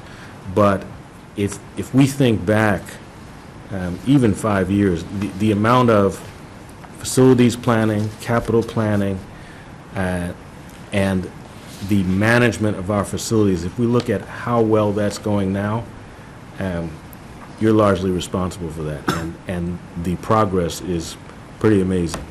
So, thanks. I know that you don't have the budget you need and you don't have the staff you need, but it's amazing that you're able to do what you do with what you have. So, it's invisible to most people, and I'd like to make sure that we recognize that, so thanks. Thank you, and again, thank the school committee and the Board of Selectmen for all the support. Because it's, I'm an individual, I love this stuff, but, we have a great team, and it's, being involved in a lot of committees, you get to meet people, and everyone's, and the WOW committee's been extremely well to me, so, I have to thank everyone else, too, so, I mean, I'd always love a little bit more money, but, I try to maximize my dollar, you know what I mean? Yeah. Well, thank you. Thanks. All right. All right, now I'm going to turn it over to Mr. Walker for an update on some communications with the Special Education Parents Advisory Council. So, as the chair mentioned, back in February, the school committee made a commitment to the CPAC to regularly communicate. What that worked out to be was quarterly meetings, and that's been managed by myself and Mary Kelly, who's continued to be involved. She's asked to continue to be involved. And the purpose was to just make sure that we were helping them to identify and articulate what they saw to be outstanding issues, and then to work with the superintendent and her team to check off and get resolved as many of those issues as possible. So I've given you a list that's specific. My comments are going to be more general because our plan, as always, is to meet with the superintendent specifically, as well as Assistant Superintendent Sheehan and the Director of Pupil Personnel Services, to try to identify what the right responses are. But the ultimate objective is to have the CPAC come back to us and say, we think that we've resolved the issues that we need to, and we don't need to continue this process. But for now, I think there is a list of pretty critical issues that you see before you, and we're going to work through those as quickly as we can. So in terms of major themes, I would say that inclusion, looking for different ways to do inclusion in a range of areas is one of the things that they've talked about a lot. And I should point out that, and you'll see quite often as the superintendent does her SPED updates, and I report to you on our communications with the CPAC, that a number of these issues are getting checked off. So there's already conversation about an inclusion task force, for example. Another smaller issue was that the CPAC asked to be included in PTO meetings. Superintendent has already implemented that. So a number of these things are going on. Another issue, substantially separate program, some issues there that they'd like looked into. They've raised some legal questions about a couple of issues, and superintendent, I think, is working on getting legal advice on whether or not we're in compliance there. Social pragmatics is something new that they've identified, and I think we have a pilot program that went into effect this summer, so there's some progress there. They've asked us to partner with them on developing some model policies, which they've agreed to try to provide to us from other districts. Those would go directly to the policy committee, so look forward to those. They've asked that we make sure that our paraprofessionals have the necessary training that they need. Certainly, we've already been paying attention to that, but they've been specific in some areas about where they think that could be improved. And then there's some questions about access to BCBAs, which are Board Certified Behavioral Analysts. There are a number of questions there that they'd like to get resolved. So those are what I think are the major issues right now. Other issues that have risen to the top, social emotional component of IEPs, they think that that could be a little more robust and a little more consistently implemented. They've asked us to look at the timing of when parents have access to student progress data. They've suggested that they might like to get that data a little earlier in advance of meetings so that they could be more informed as they have those discussions with our staff. And then they've raised some other questions. So that's kind of the overall outlook of the kinds of things we're talking about, and I expect that this list should get smaller and smaller. The two meetings we've had, it's still been a pretty long list, so we resolved some issues, but there were some other issues that needed to be addressed. But I think over time, I'd expect that we'll eventually work ourselves out of existence, and that the CPAC will be communicating with the superintendent, and that's all that will be needed. But for right now, I think this communication is valuable. They see it as valuable, and will continue until they feel like it's not necessary. Thank you, Mr. Walker. Ms. Bagley-Jones, yep. Thank you. This is really helpful, and two questions I had, and one maybe Ms. Gormley can explain. In terms of the SPED director's role in all of these issues, especially starting with other issues and the questions, those to me seem like they are part of her job, right? Yes. Okay. Yes. So she would be involved in that. Absolutely. In resolving, we have for the viewing public, we have a newly appointed Director of Pupil Personnel, and so she'll be meeting with the CPAC, to Mr. Walker's point, resolving all existing issues, and as issues come up, they'll communicate with the Pupil Personnel Director, who meets with central office every single day, and then I report to the school committee. So to Mr. Walker's point, that's how we're going to, that would be my goal in the line of communication. Okay. And the Director of Pupil Personnel would report to me, and if necessary, I report to the school committee on any issues. But she is aware of these issues, and again, we're meeting Monday with the CPAC. Okay. Thank you. And can I just ask one more follow-up question? Sure. So the meeting, Leroy, that you have with Mary Kelly, what is that under? I mean, is that, what, what's the word I want? Like a subcommittee? Yeah, it's not a subcommittee. It's not a subcommittee. What's the formal aspect of it? Is it just out of the goodness of your heart and Mary's heart, which I know is big? No. So the history was that back in December, the CPAC emailed us, and then Michelle Conley came before us and said, the CPAC would like a school committee subcommittee. And we attended their CPAC meeting. I attended as chair at the time. And as we talked about it, I I thought, and they agreed, that we didn't need a formal subcommittee, but that they wanted a regular schedule of communication with the school committee, because they felt that there were some outstanding issues that needed to be addressed. And so that's how we developed this model. So I guess my thought would be, at some future point, we might want to talk about, just like we have an MFE representative that's formally voted upon and appreciated for the work that they do, right? Who's the MFE? Are you still the MFE? Yes, I am. Yeah, see, you got a lot of recognition from that. But it's appreciated. And it would make sense that this would be the same kind of thing. If it's not a subcommittee, if it's a subcommittee, it would be voted on. If it's not, and it's a school committee representative, then it should be voted on, because I think it's so important that we want to make sure that this doesn't get lost. But I don't remember we ever voted on this. Yeah, I mean, if it gets to that point, I think what the superintendent pointed out is that the general line of communication is through the director of pupil personnel, and so I think this kind of evolved as an informal communication channel, and hopefully, as Mr. Walker pointed out, as things get resolved and the new director of pupil personnel handles matters, this informal relationship will probably not be necessary. Ms. Varela. I have two questions. So, because I think the CPAC committee is, and the issues that they represent are so important, I echo Ms. Bagley-Jones that for the time being, because of the fact that there seems to be so many issues that need to be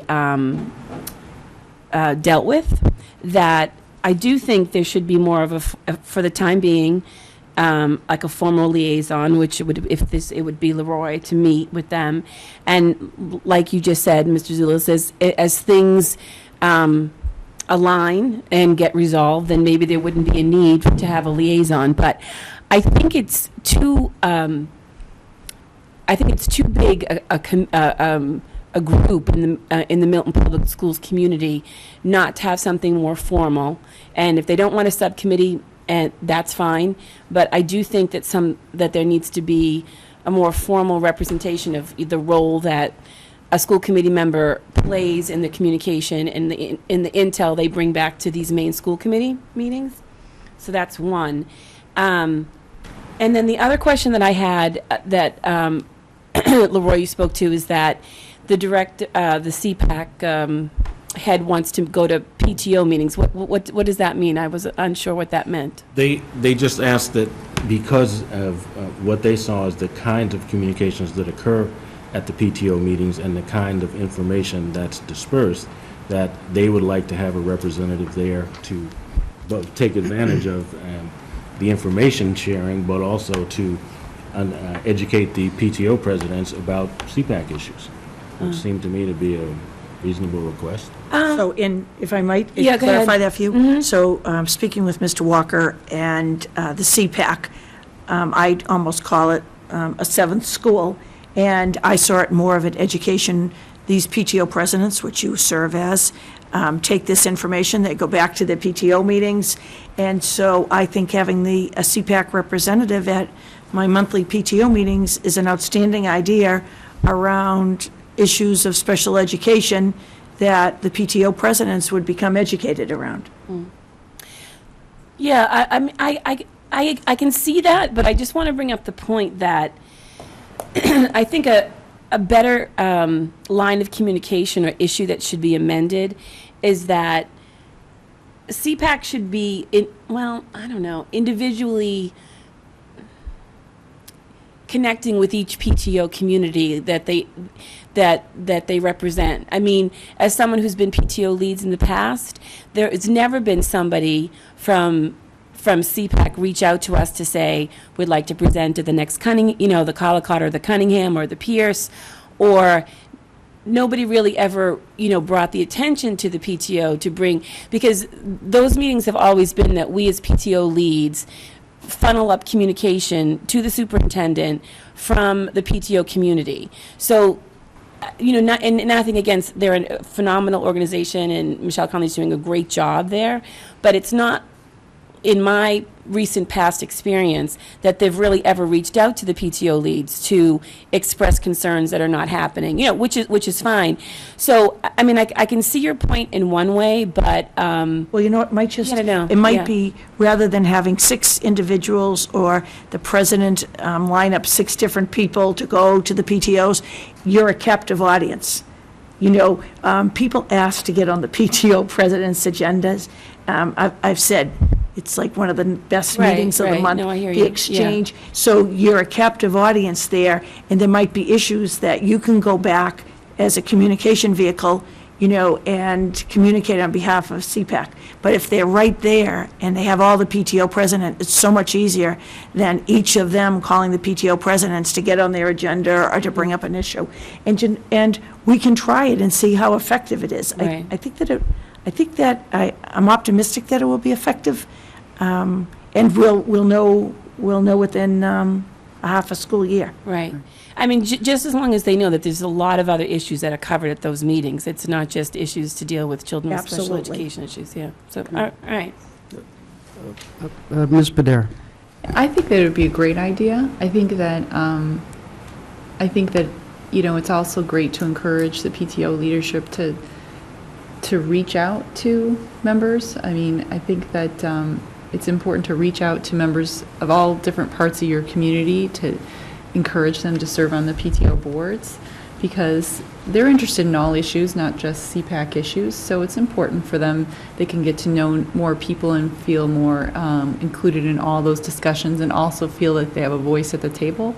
And then just on the other point, I do think that while this information is really useful, and that a lot of our communications with CPAC, brings up some really important issues that maybe we hadn't had on our minds, and they're definitely on my mind now. I do think it's important to make sure we set up proper communication, especially having a new pupil personnel coming in. I think I have utmost confidence in what Ms. Grando is doing so far, and I think that she has all this at the top of her agenda as well. But I don't want to circumvent her and the superintendent's workings on this, and I think it's great for them to, we can still keep our line of communication open to the CPAC. They report to us all the time, but I think it's important that we set up the proper line of communication. If we're concerned about that we're not doing that properly, we can look at other districts and how they're handling that, but I think that it's important that it funnel through them first, and then we take up those concerns. Ms. Bagley I'm Jones. sorry, just one more quick question, and I do think that what Becky and Sheila are both saying, it is a model of inclusion to include the CPAC folks in the PTO presidents, because you are going to use a lot of the things around inclusion that are going to be beneficial for kids with or without special needs. So it's actually would be a nice way to integrate that inclusion. But I do think that if the SPED director, if she could be asked, Ms. Gormley, to at some point do some kind of presentation for us, for the viewing public, about why we have a CPAC, why, the legal, not just legal issues around the CPAC, but why do we have it, and why is it different from the MFE or the boosters or other agencies that work with us? I mean, we don't have a choice. We have to have a CPAC. We want to have a CPAC, but it's different from the other organizations that work with us, and I think that's important for people to understand. And then it would be very good to hear back from her. What are her thoughts about the inclusion efforts and these other issues that Leroy talked about, model policies and best practices? I mean, that could take us 3 years to talk about, but I would really like to hear from her what her thoughts are about these concerns, and to come back with us about that. Not tomorrow, but, at some point in the upcoming year, that I think would be helpful. And to put closure on that, it's going to be a big year in the world of the Milton Public Schools and special education, because remember, we're going into the evaluation of the program. And so we've set up the August initial meeting, and we'll report out at every school committee meeting on the progress of the evaluation. Great. Dr. Donahue. Not to pile on, because it seems like we have exhausted this topic to a certain extent. I just wanted to remind people that in the late spring, there was an informational open house that was around the time of town meeting. And it was an excellent presentation. I think a number of our staff and our special educators distinguished themselves during the course of that open house. There were a couple of issues that came up at that open house that were brought up by the parents that are not represented here, and I will forward those to the administration. They seemed particular in many instances to children sort of first entering the public educational stream. So I want to make sure that their concerns and constructive comments are brought up in the course of this conversation, but I don't think we necessarily need to get into them right here. So look forward to that email. Thank you, Dr. Donahue. And thank you, Leroy, and thank you, Superintendent Gorley. The next thing we have on the agenda is just a draft school committee calendar for the year. This was really for informational purposes. If anyone has comments, they can bring them up now, or they can bring them up to me offline, or we can talk about them at a future meeting. But this calendar is really just sketching out what the dates look like over the next year, and what we will likely be taking up at particular meetings. So again, if anyone has any comments, happy to discuss them now, or to discuss them offline or at a later meeting. Mr. Walker. Just a couple.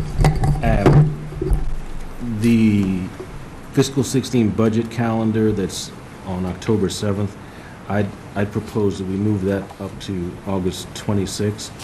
I think the Finance Subcommittee will be prepared to propose a budget calendar at that point. Okay. And just a suggestion that the chair, I'm sure you've had some conversations, but we should probably try to clarify, if this is an override year, what Chairman Hurley and Chairman Hayes think about the schedule, so it might be a little sooner than December 16th for our budget submission. Mm-hmm. Mm-hmm. Okay, I'll reach out to them on that. Great. Any other comments, general or specific? Ms. Bagley-Jones. So this looks good as far as tentative topics and what I would like, and I will follow up on this, but it would be really great when the superintendent's office is planning what we're covering here with the chair, is that we just pay attention to how many things we have. Good point. Thank you. Very good point. That's all I will say at this time. Good point. Maybe the most important point. Ms. Varela. Yeah, to further that, I remember, I think the first night I was here, Chairman Zulus, or was it you, or I don't know if it was Superintendent Gormley, that every other meeting you wanted one to be purely presentational and then the other to talk about issues and vote. And is that going to come into play? We're going to do our best on Okay. that. That's the intention. Okay. And Great. we're going to do our best on that. I don't think we've achieved nirvana on that yet, but we're going to do our best. Anything else? All right.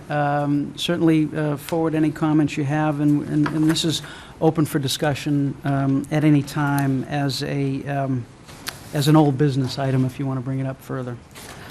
Next, that is the end of the chair's report. Now we're on to Finance Subcommittee. First, we have approval of vendor warrants. Dr. Pavlicek, do you want to give us the numbers and amounts? We have two warrants. One that you signed 2 weeks ago, which was the final warrant of fiscal 15, which was number 55.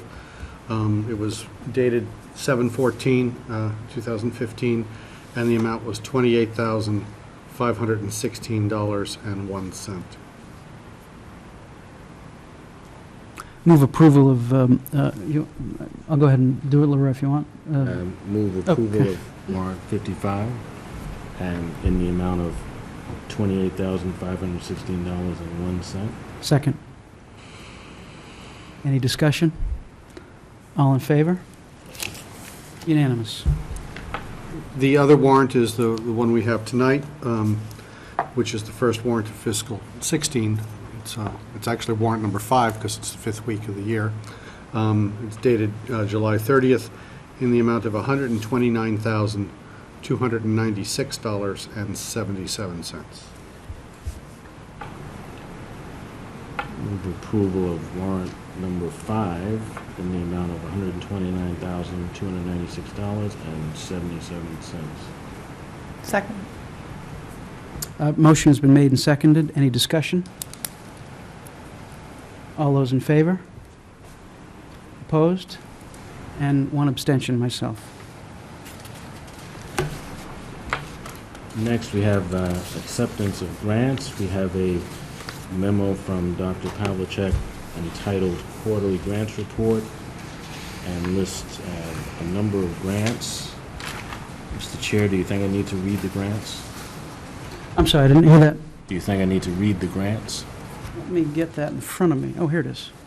No, this is a matter of record. I think you can just move approval for all the grants. Move approval of acceptance of the grants included in Dr. Pavlicek's July 17th, 2015 memo to the school committee. Second. Oh. Any discussion? A second in stereo there. Maureen, did you get that? Ms. Padera? I might be missing it, but is this the MPEG grant included in this? Do we have to formally approve that as well? I thought that was going to be I included. thought we did that at the... No, we didn't vote on it. We intended to do it tonight. Yeah. Do we have the number amount for that? Because I think that needs to be voted tonight in order to Right. move forward. The number was... We can get it from the minutes. Yep. That's right.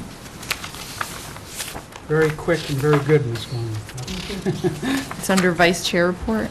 I wonder why. Yeah. $210,000. First ever. And maybe the last. Inaugural. $210,000. $210,000. So I will amend my motion to include an MPEG grant in the amount of $210,000. Thank you. Any further discussion? All in favor? Unanimous.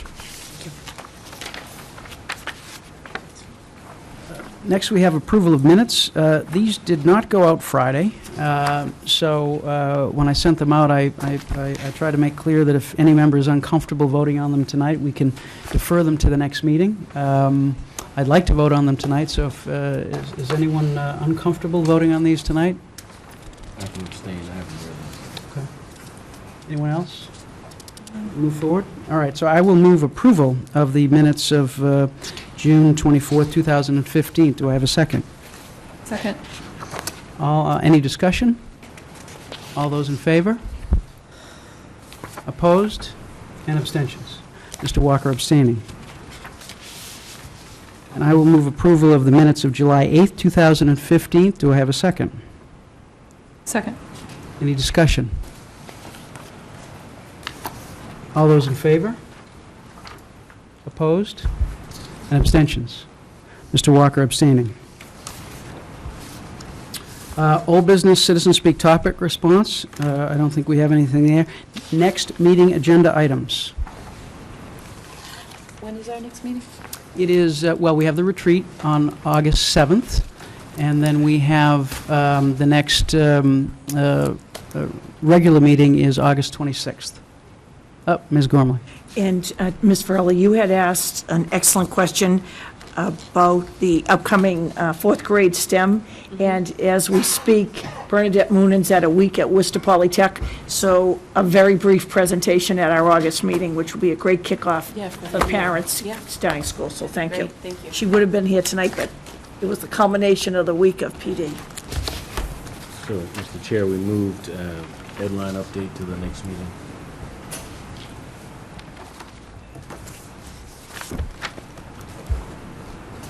And that'll be for the August 26th meeting. Yes. Anything else? All right. We have no further citizen speak, and now we will I will move to adjourn to executive session for the purpose of considering executive session minutes. And the intention is to move to executive session for the purpose of entertaining executive session minutes, not to return to public session at the end of the executive session. This will be a roll call vote. I'll second for the purposes of discussion. Mr. Walker seconds. Any discussion? I'd like to appeal for more time. I did get here at 6, along with Ms. Padera, to complete my responsibilities, but the detail in the minutes is pretty extensive, and I think they need quite a bit of work, so I need to, Ms. Padera and I are prominently mentioned, I need to talk to her about a couple of things, and that's all I'll say. I'm happy to defer, until the next meeting on August 26th, Thank you. unless there's any objection. There is no objection, so we will not adjourn to executive session. We will simply... Disappointed, Kristen? I know Ms. Bagley-Jones has already done a lot of work on those minutes. She did. But that work won't be lost. It will be handled on the 26th. So rather than adjourn for executive session, we will adjourn. Thank you all. We'll see you on August 26th.